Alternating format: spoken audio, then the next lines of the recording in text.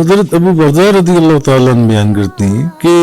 रसूलुल्लाह सल्लल्लाहु अलैहि वसल्लम इशा की नमाज से पहले सोने और इशा की नमाज के बाद बातें करने को मकरूह करार देते थे, क्योंकि जो शख्स इशा की नमाज के बाद रात देर तक बातें करता रहेगा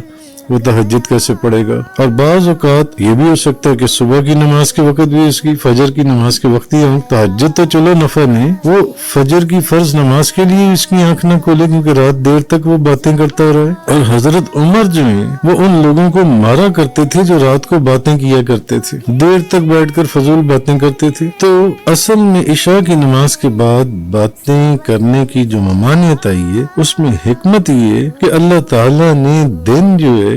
ये काम काज और रोजी कमाने के लिए बनाया है और रात जो है